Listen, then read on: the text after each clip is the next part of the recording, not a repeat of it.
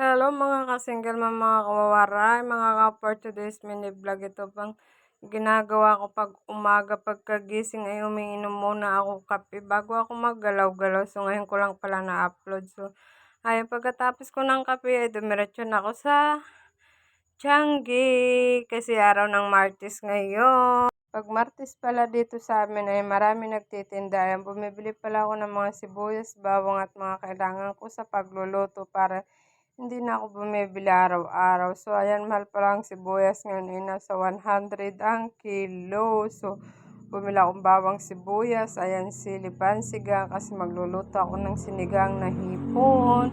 So, bumili rin ako ng kamatis. So, ayan, dyan ang aking sugi tuwing Martes. Ayan, sa Lakoya. Dyan ako lagi bumibili pag Martes.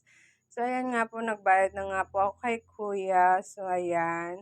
Inaantay ko pa ang sukli. So, dumiretso naman ako dito sa mantika kasi bibili ako ng mantika kasi wala na rin akong mantika. Kung marami lang tayo pambili, bumili tayo ng marami para maraming stock. So, ayan.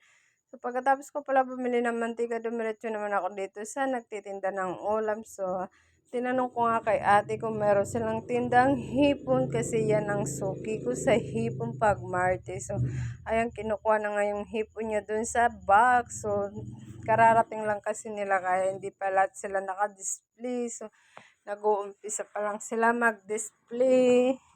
Ayan, lagi ako dyan bumibilis kanya pag Martes kasi hipon lagi ang niluluto ko pag Martes. So, ayan, inaantay ko sa ate. Ayan na po yung hipon niya. So, nasa 400 pala ng kilo yung hipon. So, konti lang naman yung binili ko. Hindi naman 1 kilo kasi dalawa lang kami ng aking anak kakain dyan. So, ayan, nagtinimbang ko na nga, nagbayad na nga po ako kay ate kasi oras na rin mga bandang 6:00 na ng umaga. So, ayun, dumiretso rin pala ako dito sa tilapia kasi bumili rin ako ng 1 piraso. So, ayan, dumiretso din pala ako dito sa nagtitinda ng kalamay kasi bibili ako ng almusal ng aking anak. So, bumili pala ako dyan ng sampilot. So, ayan yung mga kalamay nila sa sarap, pang merienda, pang almusal.